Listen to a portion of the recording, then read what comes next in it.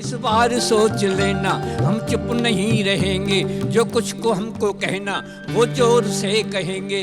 कुर्सी कार कोठी सब है तुम्हारे लिए, भारत की भोली जनता जिए तो कैसे जिए। सारे जहां से अच्छा हिंदुस्तान तुम्हारा, हमारा सा तो लगता ही नहीं है। सारे जहां से अच्छा हिंदुस्तान तुम्हारा, तुम संतरी हो इसके, ये संतरा तुम्हारा। कॉमेडी के वीडियोस देखने के लिए हमारे चैनल को लाइक और सब्सक्राइब करें।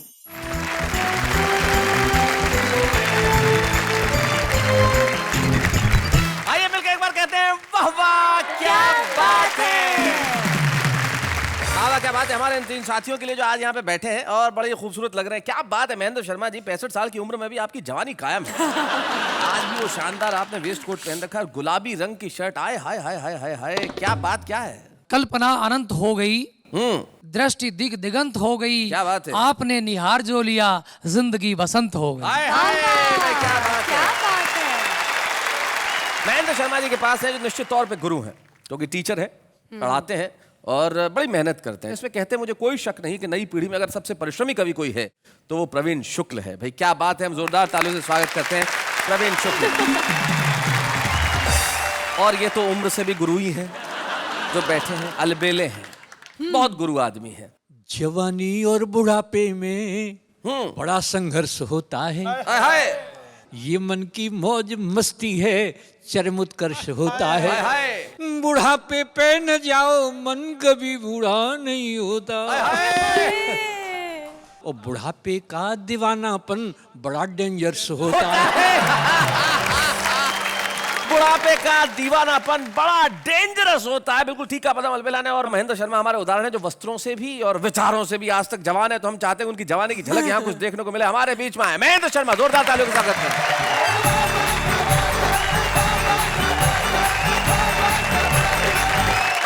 चार पंक्तियों से बात प्रारंभ करना चाहता हूँ जी।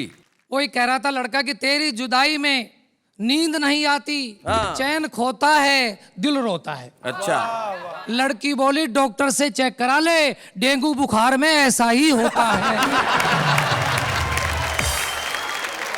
जब वो गाने चलते थे, चुपके से दिल दे दे वरना शोर मच जाएगा, वो चुपके से आती थी, दिल दे जाती थी, शोर मचता ही नहीं था।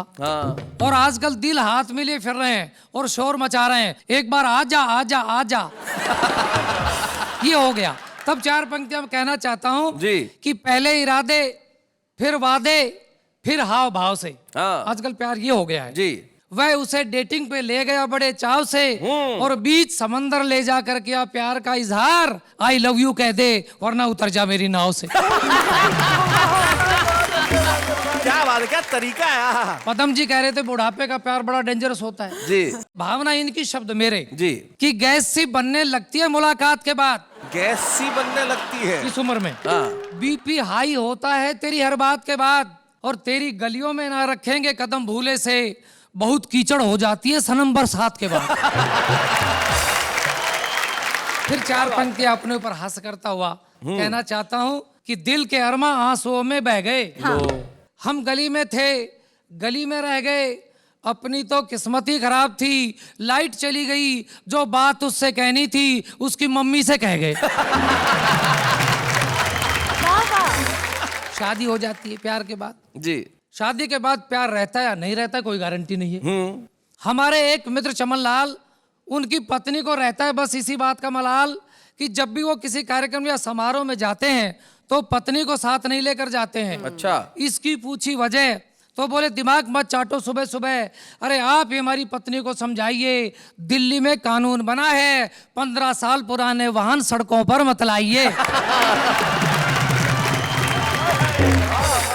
आदरणीय आपका तो गैरेज में ही खड़ा हुआ है, डेंटिंग पेंटिंग चल रही है। हाँ। और मैंने एक मुहावरे का प्रयोग किया, एक छोटी सी कविता में फिर बताना चाहता हूँ। जी। लोहा लेना।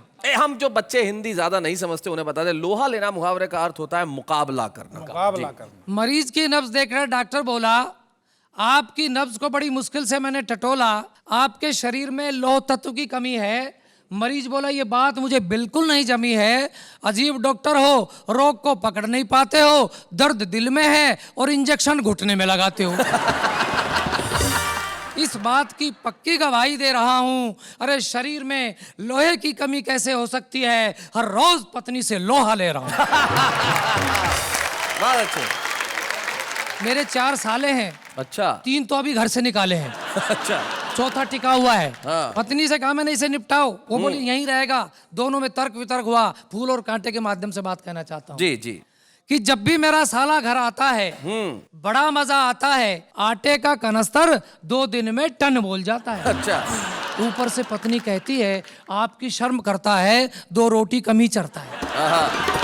देखो ना आपसे कितना शर्म आता है, बेचारा सूख कर कांटा हुआ जाता है। हम समझाते हैं आप फूल, आपका भाई कांटा, बड़ा खूबसूरत है नाता, मगर कांटे का शरीर में ज्यादा देर तक गड़े रहना स्वास्थ्य के लिए अच्छा नहीं होता। इसे साफ कीजिए। पत्नी बोली माफ कीजिए, इसको घर में रखना हमारी मजबूरी है। अरे जानते नहीं फूल की रक्षा के लिए कांटे का पास होना जरूरी है। भाई क्या फूल बात की है। रक्षा के लिए कांटे का पास होना जरूरी है। फूल की रक्षा के लिए कांटे का पास होना जरूरी है। भाई क्या बात है। वाह वाह वाह। नारी पे कुछ भी हम मजाक कर लें, लेकिन ऐसा नहीं है। देखो आपके साथ भी सुशील सुंदर नारी खड़ी है, तो मेरा फर्ज बनता है कि मैं उनका सम्मान करूं। जी जी जी जी कि एक तरफ नारी को हम पूजा के योग बताते हैं, जी। दूसरी तरफ भ्रूण कन्या का गर्भ में ही दफनाते हैं। यदि संख्या कन्या शिशुओं की यूं ही घटती जाएगी, शादी जैसे बंधन की फिर याद मात्र रह जाएगी। फिर कैसे सपने आएंगे मधुर मिलन मधु सांसों के, कैसे कोई गीत लिखेगा प्यार भरे एहसासों के। दुनिया सारी सूनी होगी, सृष्टि चक्र रुक जाएगा, कृष्ण अकेले घूमेंगे, राधा से कौन मिलाएगा। क्या बात है भाई, वाह बहुत बढ़िया।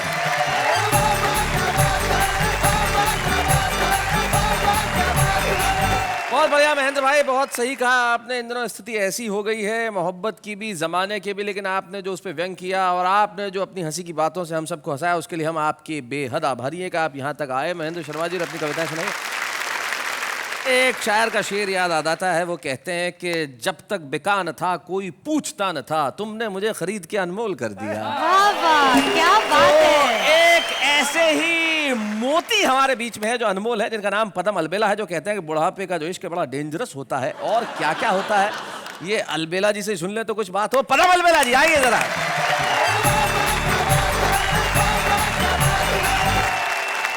नेहा और शैलेश जी खूब निभाते साथ, वाह वाह क्या बात है, वाह वाह क्या बात। बहुत अच्छा लग रहा है शैलेश जी। जी और आप मुझे इतने अच्छे लगते हैं कि एक दोहा और पढ़ना चाहता हूँ। जी जी पढ़ें। अभी तो मेरी उम्र के, अभी तो मेरी उम्र के बहुत वर्ष हैं शेष, उनमें से कुछ आपको लग जाएं शैलेश। क्या बात है। एक बात आपके बीच में कहना चाह रहा हूँ कि हमारे पूरे वर्ल्ड में कोई न कोई वर्ष विशेष वर्ष के रूप में मनाया जाता है। अच्छा। जैसे अंतर्राष्ट्रीय महिला वर्ष, अंतर्राष्ट्रीय बाल वर्ष। तो कुछ चमचे बड़ा विरोध करने लगे कि अगर ऐसा हो तो अंतर्राष्ट्रीय चमचा वर्ष भी मनाया जाना। तो जब अंतर्राष्ट्रीय चमचा वर्ष मनाए जाने लगा तो प्रवीण जी मेरा ये गीत बहुत हिट होगा। अच्छा क्या बात है। नाम हमारा है चमचा, नाम हमारा है चमचागिरी करना यारो, काम हमारा है। अब जरा सुनिएगा। कोई है घर का चमचा, कोई दफ्तर का चमचा, कोई मंत्री का है तो कोई अफसर का चमचा, कोई चमचा साली का, कोई है घर वाली का। हाय। प्रवीण जी तुमसे नहीं कह रहा मैं। सब चमचे हैं, सब चमचे हैं, किंतु नाम बदनाम हमारा है। और ये क्या कर सकते हैं शैलेश जी? जी कहो तो भीड़ जमा दें, कहो हुल्लड़ मचवा दें, इलेक्शन में लीडर की जमानत जब्त करा दें, फेर दे ऐसा हत्ता, चले इनसे ही सत्ता, आपको जाना दिल्ली भेज दे ये कोलकाता। कभी न होगा,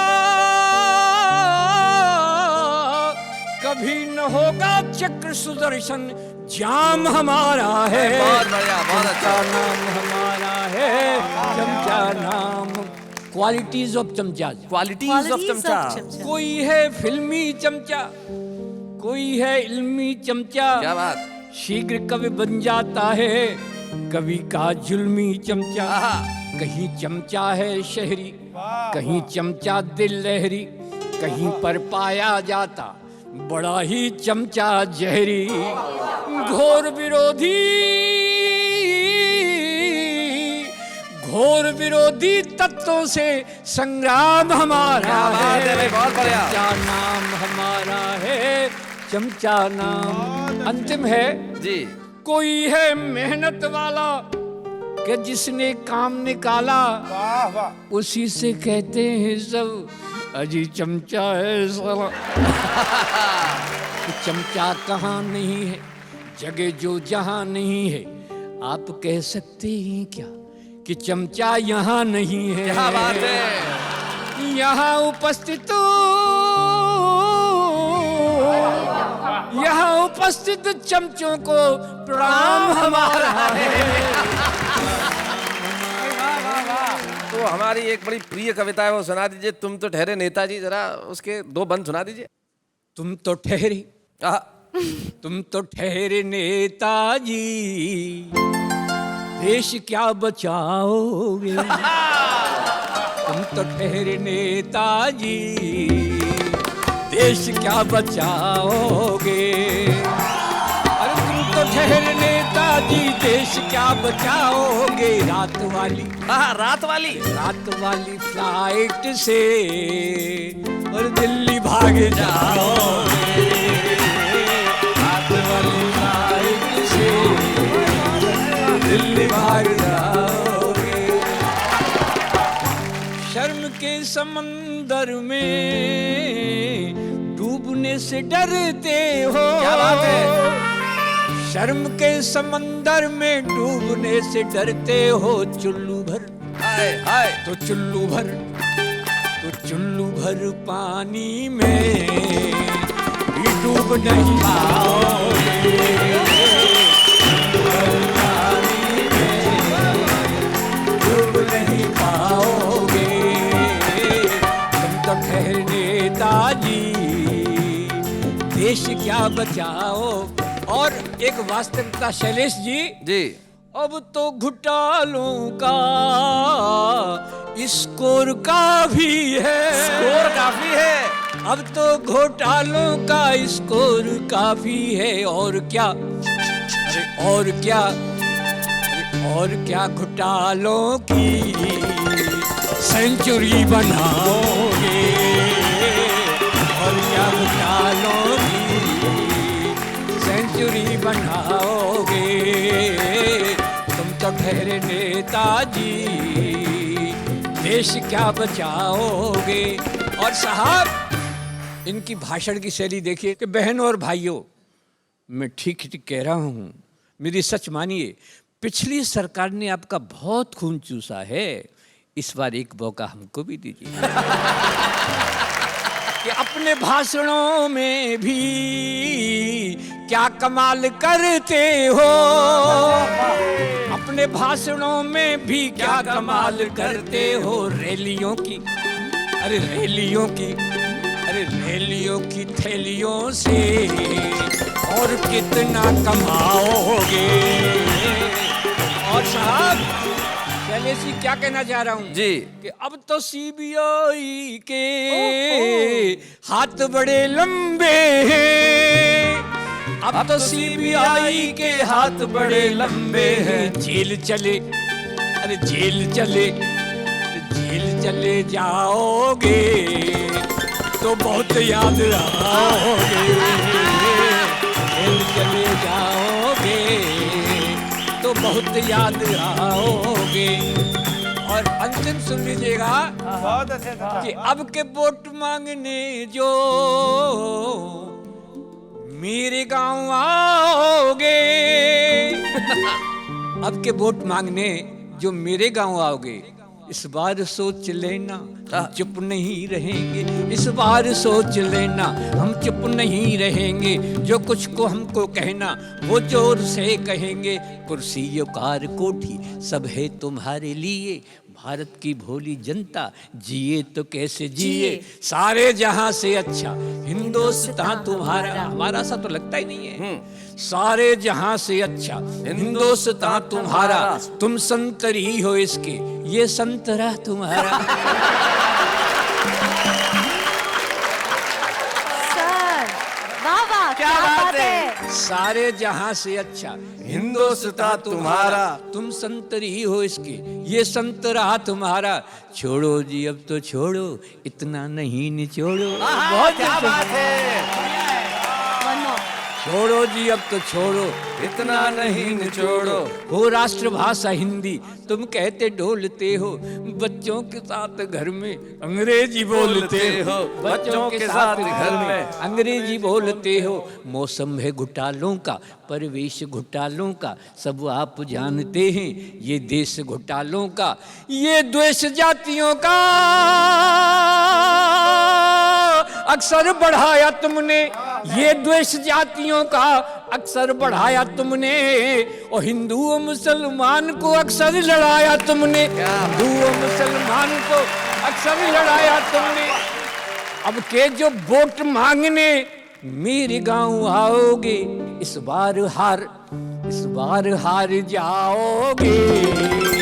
तो झुंझुना बजाओ, झुंझुना बजाओगे। हार जाओगे, तो झुंझुना बजाओ। और शैलेश जी, इनके हाथ में आके अगर झुंझुना टूट भी गया, टूट गया झुंझुना भी तो फिर भैंसिया चराओगे। तुम तो मेरे नेताजी देश क्या बचाओगे। तुम तो ठहर नेताजी देश क्या बचाओगे। रात वाली फ्लाइट से दिल्ली भाग जाओ।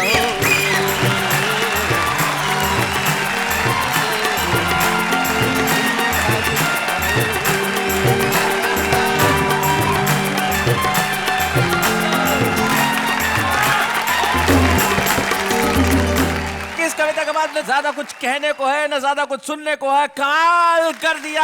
अलबेला जी, आपने कविता सुनाई, आप बड़े प्रवीण है अपने काम में। और हमारे पास भी एक प्रवीण है जो अद्भुत है, अनुपम है, अद्वितीय है अपने छंदों से। वो आपको हंसाने के लिए तैयार है। क्या आप ताली बजाने के लिए तैयार है? प्रवीण शुक्ल।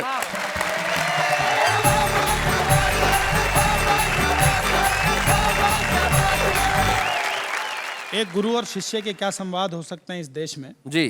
गुरुजी ने शिष्य से ये पूछ लिया कि बेटा ये बता कि एमपी बनने के लिए क्या योग्यताएं होनी चाहिए। तो देखिए आजकल के बच्चे ने क्या जवाब दिया। एमपी, मेंबर ऑफ पार्लियामेंट, हमारे संसद का सदस्य बनने के लिए या विधायक बनने के लिए। जी। या। कि एमपी गर होना चाहे हो जाएगा वो गुरुजी भाषणों में जीव को चलावे जो जी भट्टा।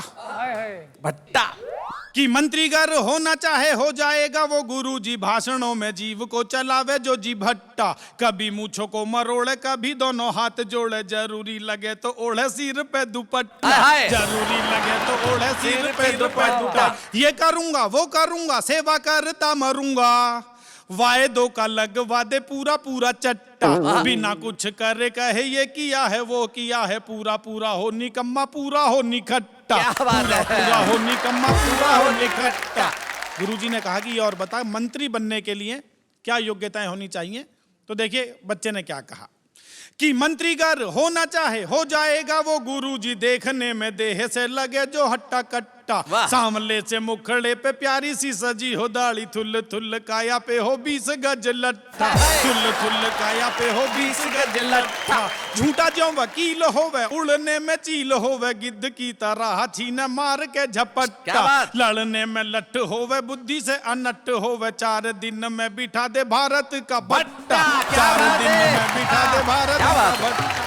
गुरुजी को लगा बच्चा तो बहुत ही इंटेलिजेंट है। समथिंग डिफरेंट है। आहा। तो गुरुजी ने जो कहा उस बच्चे से जी। उसको मैंने छंद में लिखा है कि उत्तरों को सुनकर गुरुजी ने कहा प्यारे डाकू छवि राम सिंह की छवि बनेगा तू। आग को उगल कर रात दिन जल कर रोशनी बिखेरता हुआ रवि बनेगा तू। तेरी सांसें जिसके धुएं से घुटने लगेंगी ऐसे किसी शब्द यज्ञ की हवि बनेगा तू। चोर डाकू सेठ व डकैत यदि ना बना तो तुझे श्राप दे रहा हूँ जा कवि बनेगा तू। तुझे श्राप दे रहा हूँ जा कवि बनेगा तू। तुझे श्राप दे रहा हूँ। तो गुरुजी का श्राप का मारा हुआ वो जी। बच्चा मैं ही हूँ।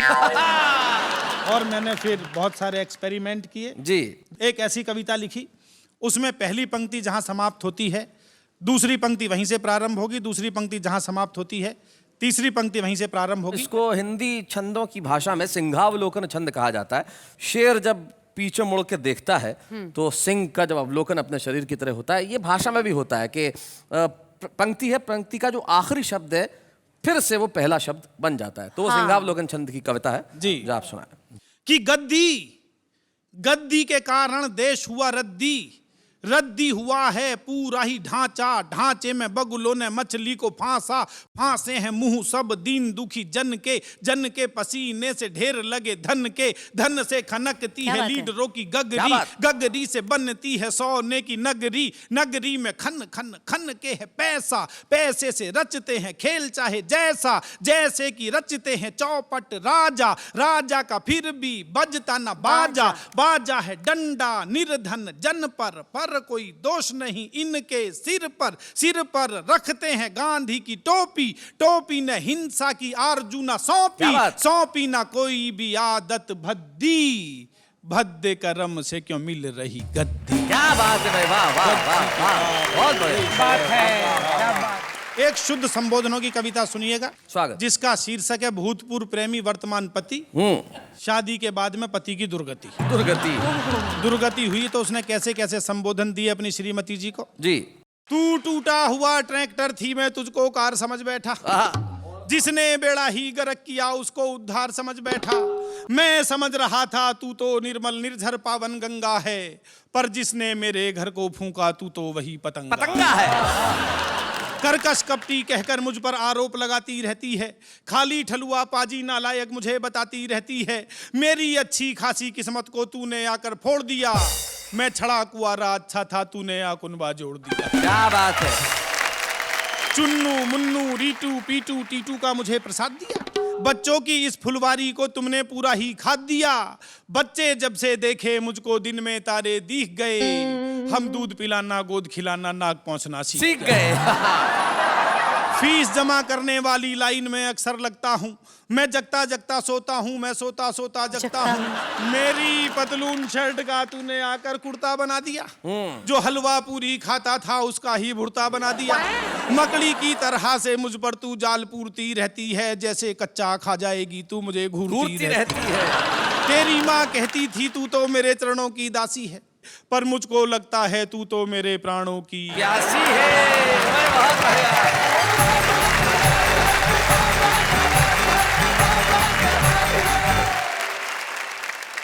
भाई इतने संबोधन आपने दिए अपनी कविताओं में कि आपके लिए मेरे पास कोई संबोधन नहीं बचे। लेकिन आपका नाम ही काफ़ी है। आप प्रवीण हैं, आप निष्णात हैं, आप एक्सपर्ट हैं, आप कमाल हैं, आप अद्भुत हैं, आप अनुपम हैं, आप अद्वितीय हैं, आप अच्छे हैं, आप बहुत बढ़िया हैं, आप कवि ही कमाल के हैं। भाई क्या बात है प्रवीण, बहुत बढ़िया।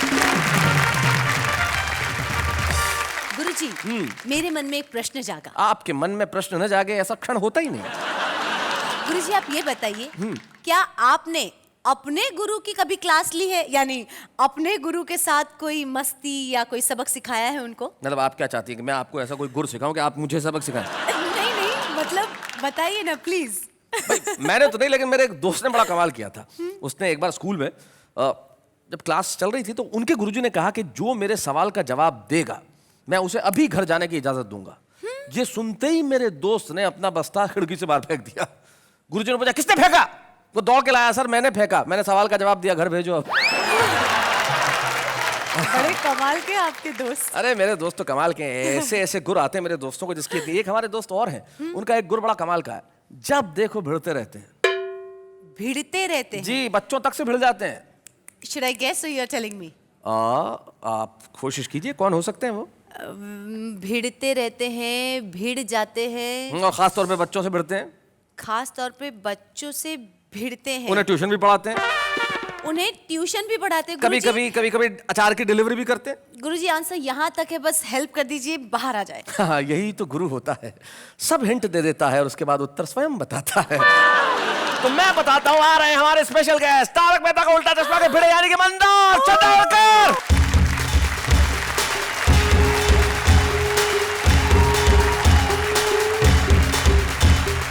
क्या बात है।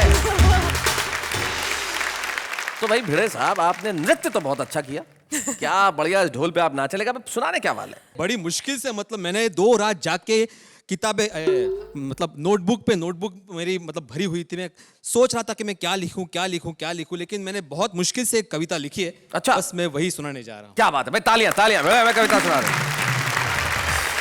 हमारे पड़ोसी शेर सिंह, अच्छा, हमारे पड़ोसी शेर सिंह निशानेबाज अचूक कंधे पर हमेशा टांगे रहते थे अपनी दुनाली बंदूक। एक दिन नाल साफ करते करते, बंदूक की नाल जो होती है, जी हाँ? जी। एक दिन नाल साफ करते करते अचानक बंदूक से गोली चल गई और चली हुई गोली पड़ोसी की पत्नी के बिल्कुल पास से निकल गई। पड़ोसी चिल्लाया, भाई पड़ोसी चिल्लाया, शेर सिंह के बच्चे, तूने मेरी पत्नी पर निशाना लगाया, तुझे अभी बताता हूं और तेरे खिलाफ थाने में रिपोर्ट लिखवाता हूं।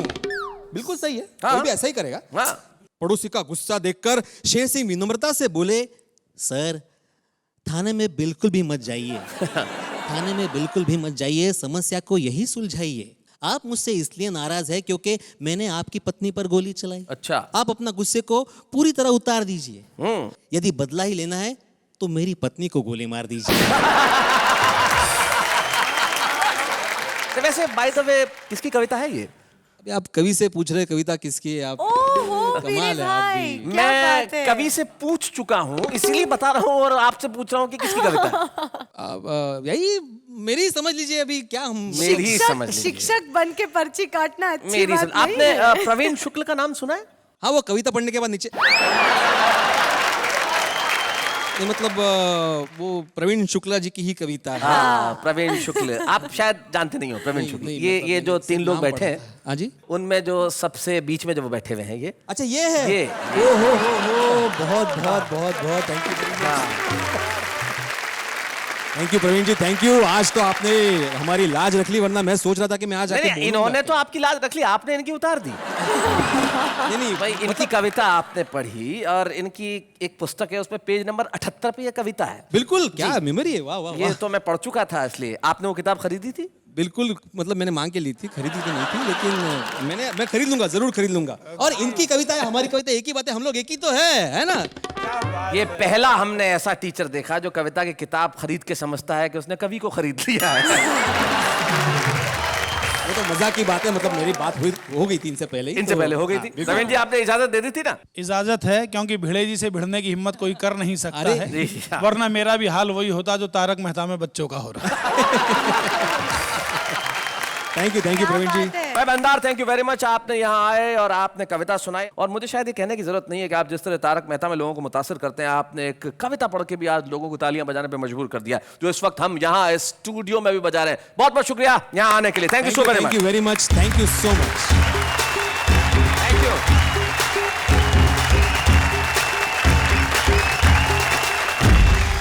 गुरुजी जी, कभी ऐसा भी होता होगा कि कोई शिष्या अपने गुरु से आगे निकल जाती होगी? लेकिन आपके केस में ऐसा होना थोड़ा मुश्किल लग रहा है। कभी कभी ऐसा होता है कि शिष्य जो है वो अपने गुरु की उम्मीद से कहीं ज्यादा होनहार निकल जाता है। हाँ। और ऐसे ही शिष्यों को हम कहते हैं छुपा रुस्तम। वाह वाह, क्या बात है कि मंच पे हम एक ऐसे सेगमेंट को लेकर आए हैं जो बेहद लोकप्रिय है, कविता के छुपे रुस्तम। और इसी श्रृंखला में आज हम एक ऐसे प्रतिभाशाली कवि को बुला रहे हैं जो आगरा से हमारे बीच में आते हैं और जिनका नाम है शशांक प्रभाकर। Please welcome.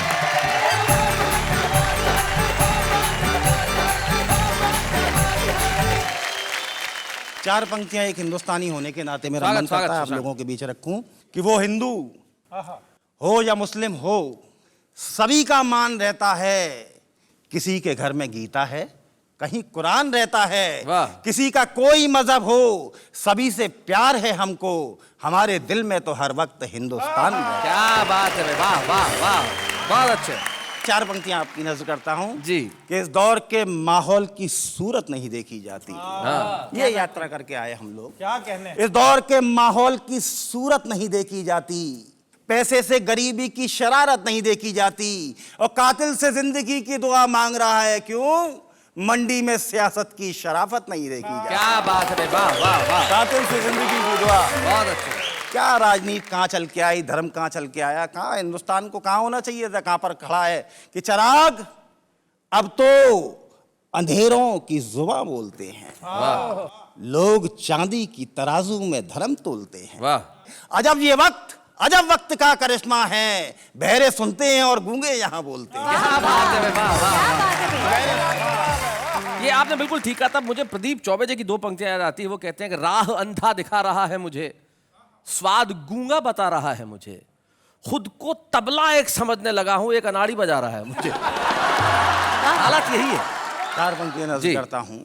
कवियों और साहित्यकारों का क्या फर्ज था इस देश में, क्या किस तरह का आसमान, किस तरह का फलक उनको चाहिए कि हम परिंदों के लिए सारा ये जहान भी है। क्या बात है। हम परिंदों के लिए सारा ये जहान भी है, हमारे दिल में हिंदू भी मुसलमान भी है, हम तो कोशिश ही नहीं करते हैं उड़ने की, मगर हमारी जद में तो ये पूरा आसमान भी है। वाह वाह वाह वाह, क्या बात है शशांक। जब आप सुना रहे थे मुझे एक अपनी पुरानी पुस्तक एक बात तेरी एक बात मेरी की 2 पंक्तियां अचानक याद हो आई। एक महंगे रेस्टोरेंट में बैठ के पिज्जा खाता हुआ मैं, और बाहर पारदर्शी कांच के भीतर से झांकते हुए 2 भूखे बच्चे जिनकी आंखों में सिर्फ एक रोटी की आशा है। क्या ये जिंदगी की परिभाषा है? और आज हमें बड़ी खुशी है कि बाबा क्या बात है कि मंच से हम एक ऐसे कवि को सारी दुनिया को सौंपने जा रहे हैं जो कल प्रभाकर बन के चमकेगा। शशांक प्रभाकर को हम एक स्मृति चिन्ह दे रहे हैं। हमारी ओर से जोरदार तालियों से हम स्वागत करें शशांक प्रभाकर।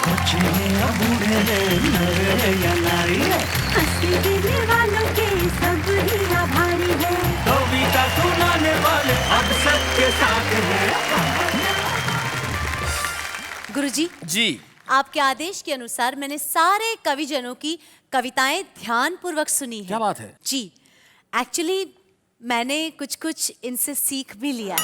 क्या कविता लिख रहे हैं? जी, अच्छा, तो सुनाइए कुछ।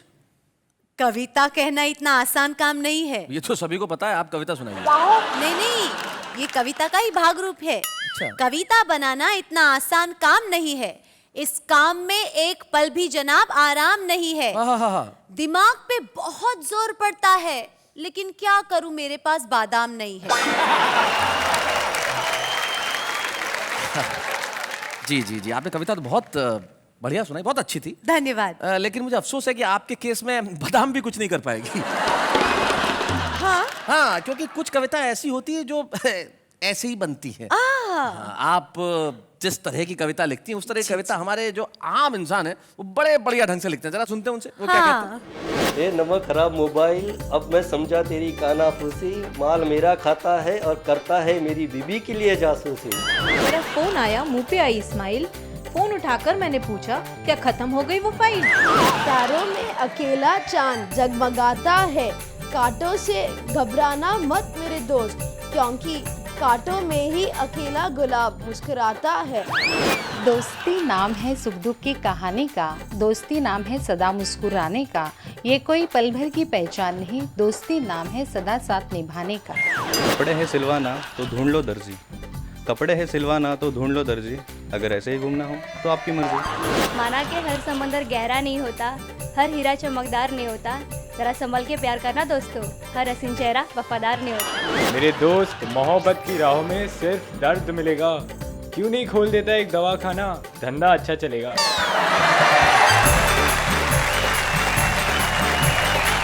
भाई क्या बात है, ये जो हमारे आम इंसान कविताएं करते हैं बिल्कुल वैसी होती है जैसी आप कहते हैं कि मेरे पास बादाम नहीं है। भाई वाह, और ऐसी कविताओं का कोई अंजाम नहीं है, लेकिन कोशिश करना बड़ा आवश्यक है।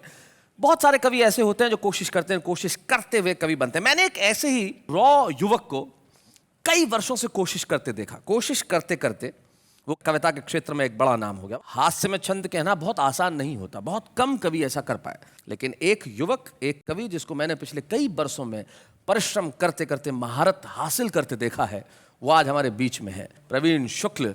तो हमारा भी कर्तव्य है कि वाह वाह क्या बात है कि इस मंच पे हम उन्हें सम्मानित करें। हम मिलके उन्हें प्रदान करना चाहते हैं एक स्मृति चिन्ह और देना चाहते हैं शुभकामनाएं। प्रवीण शुक्ल।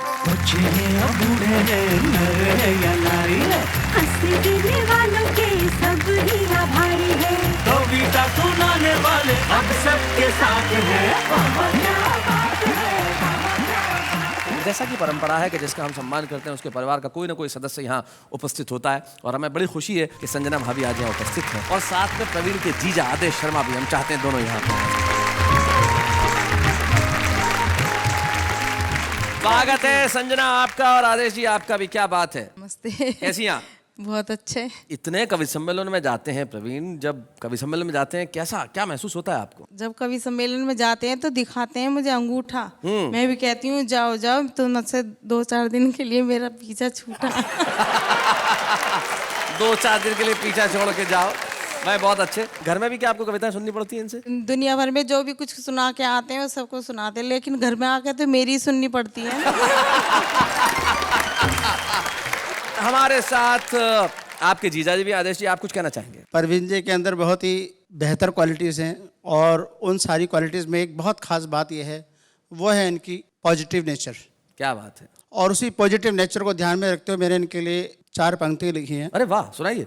बी पॉजिटिव, इनकी नेचर भी पॉजिटिव, आए जो इनके पास, मिल जाए जो इनका साथ, हो जाए वो भी पॉजिटिव, हो जाए वो भी पॉजिटिव। क्या बात है।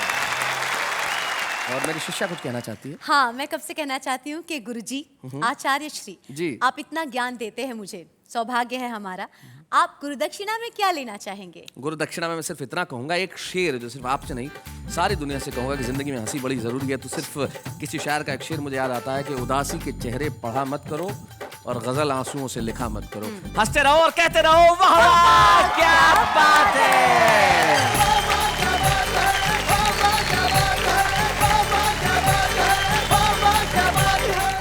कॉमेडी के वीडियोस देखने के लिए हमारे चैनल को लाइक और सब्सक्राइब करें।